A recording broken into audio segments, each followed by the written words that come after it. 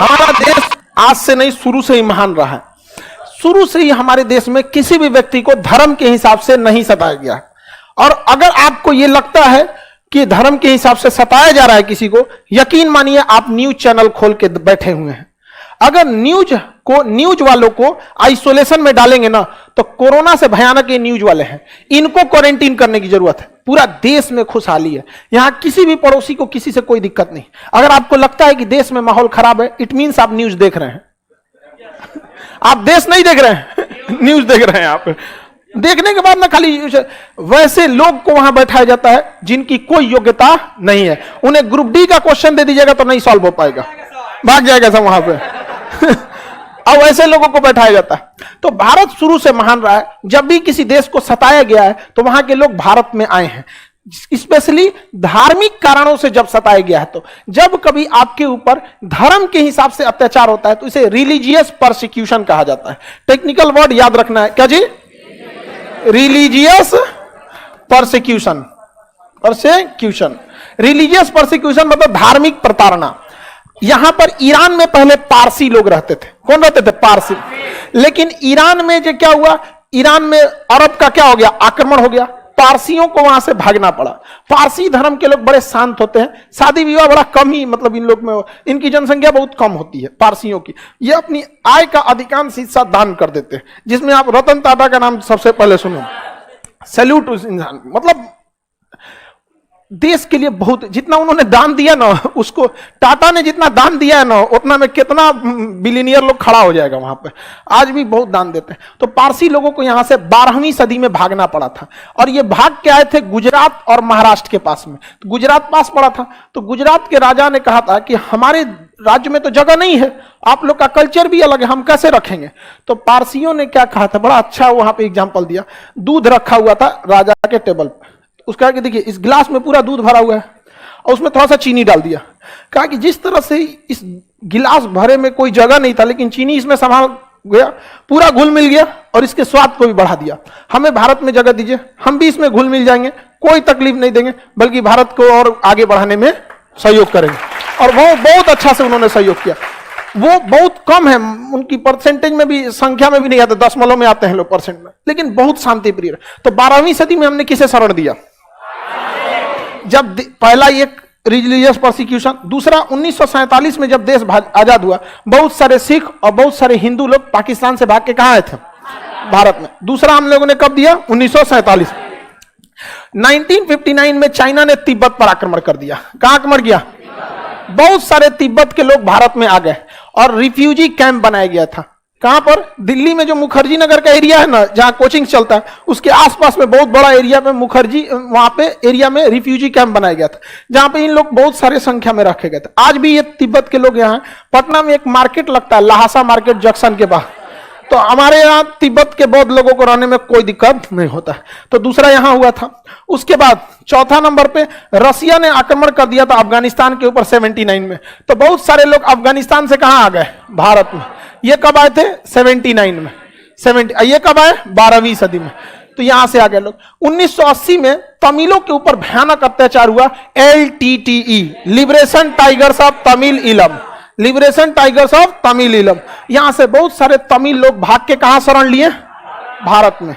भारत में बहुत सारे लिए। कब लिए? 1980 के दशक में यहां से भी भाग के क्या लिए थे लोग? शरण लिए थे। यहाँ पे 1971 में बांग्लादेश से जब लड़ाई हुआ था, तो बांग्लादेश में बहुत भयानक अत्याचार हुआ। पाकिस्तान अपना ही उसका देश था बांग्लादेश, बंगालियों को कहता था तुम किसी काम के नहीं है, क्योंकि वो बंगाली बोलते थे, ये अपने आप को श्रेष्ठ सोचते। इसकी सेना अपने ही देश में घुस के ऑफिशियली 30,000 महिलाओं का रेप किए थे सब। इसकी सेना खुद अपने देश की, ये किसी के नहीं है।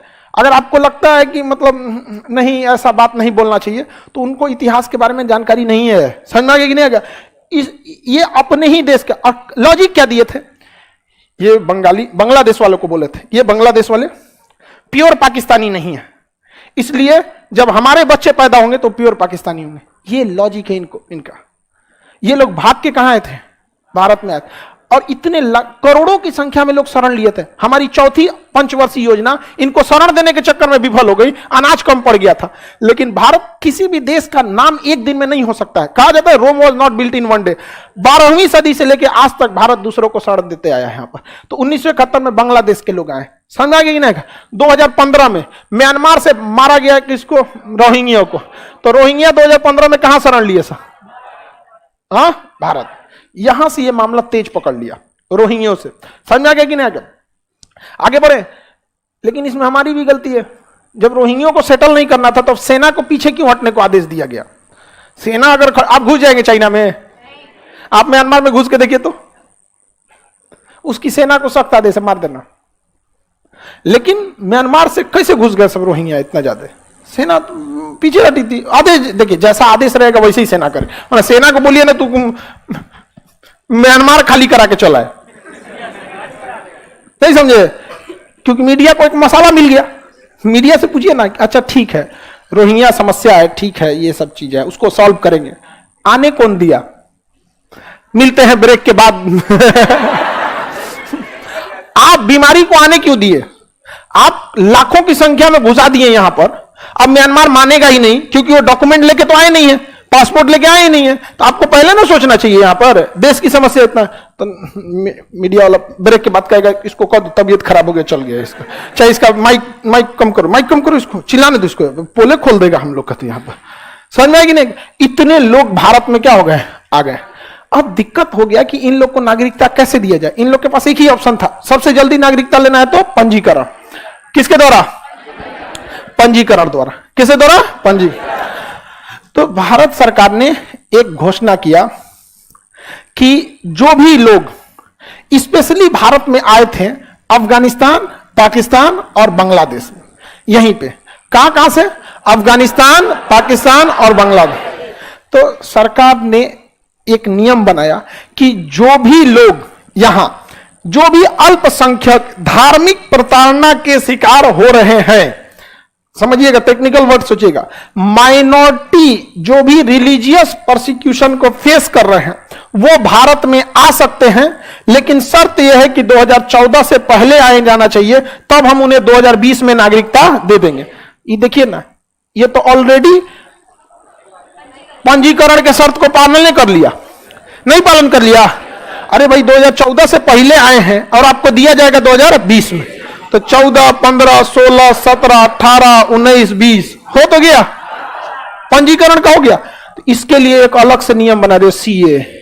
क्या ये अलग नियम है, सेम पंजीकरण है। सेम क्या है, पंजीकरण। आपको पहले से पता है, ये तो हमारा रजिस्ट्रेशन में पहले भी कितना साल है, 7 साल। तो सीए के थ्रू क्या आपको अब ये नागरिकता मिल जाएगी। अब ये अफगानिस्तान से कौन आया गया, सीए देखिए हमको सताया गया, दे दीजिए, दे दिए। कब से आना चाहिए, 2014 से पहले। दिया कब जाएगा, 20। समझ में आएगी नहीं गया। जबकि पंजीकरण का कानून 1955 में ही बन चुका था, जिसमें कम से कम कितने साल बना। तो ये लोग तो 7 साल का नियम पालन ही कर लिए थे। अब मीडिया में बवाल क्यों हुआ, ये मीडिया में बवाल नहीं हुआ, बवाल कराया गया था। समझिए कैसे, सुप्रीम कोर्ट में या जब नियम बना तो हम लोग कानून के ऊपर नहीं है, हम लोग संविधान के नीचे। संविधान कहता है कि देश का कोई कानून किसी धर्म को ध्यान में रख के नहीं बनाया जा सकता। तो इस कानून में कोई धर्म को ध्यान में नहीं रखा गया था। कहा गया था कि 3 हमारे पड़ोसी देश जहां से सबसे ज्यादा माइग्रेशन होता है, अगर वो लोग माइनॉरिटी में हैं, किसमें है, माइनॉरिटी में है, और उनके ऊपर धार्मिक प्रताड़ना होती है तो भारत में आ सकते हैं। अब देखो ध्यान से इसको कैसे मैनिपुलेट होता है। अफगानिस्तान में मुसलमान को छोड़ के सब अल्पसंख्यक है, पाकिस्तान में मुसलमान को छोड़ के सब अल्पसंख्यक है, अफगानिस्तान में मुसलमान को छोड़ के सब अल्प। तो सरकार नियम में लिखती है, ध्यान से समझिएगा, सरकार नियम में लिखती है कि पड़ोसी देश के अल्पसंख्यक जो धार्मिक प्रताड़ना के शिकार हैं वो भारत आ सकते हैं, उन्हें सीए के तहत नागरिकता दी जा सकती है। लेकिन भाषण में बोला जाता है कि पाकिस्तान, अफगानिस्तान, बांग्लादेश से हिंदू, बौद्ध, जैन, सिख, ईसाई, मुस्लिम को छोड़कर सबको नागरिकता दी जाएगी। बात समझ रहे हो, समझ गए। तो वो भाषण था, जबकि सुप्रीम कोर्ट ने सरकार को बुलाया, ये क्या है। तो सरकार वहां खड़ा होकर कही थी कि भाषण से हमको क्या बहस है, हमको भाषण से क्या मतलब है? हम आपको लिखित में दे रहे हैं कि जो लोग धार्मिक प्रताड़ना के शिकार हैं और अल्पसंख्यक हैं, हम उन्हें नागरिकता दे रहे हैं। अल्पसंख्यक को हमारा देश मान्यता देता है, क्योंकि हमारे देश में ही पूर्वोत्तर भारत में नागालैंड हो गया, मिजोरम हो गया, वहां हिंदू अल्पसंख्यक है। तो अल्पसंख्यक कोई गलत वर्ड नहीं है। तो सरकार सुप्रीम कोर्ट में क्या बोल रही है? अल्पसंख्यक। कानून में क्या लिख रही है? अल्पसंख्यक। भाषण में मुस्लिम छोड़कर सब। समझ में? और यह बात अभी तक उन लोग को नहीं समझ में आ रहा था कि सरकार को नागरिकता किसी को देना चुटकी का खेल होता है, गृह मंत्रालय का चुटकी का खेल। लेकिन ये सब समझ में आ गया नहीं गया? अब क्लियर समझ में? टेक्निकल भाषा में क्या चाहिए?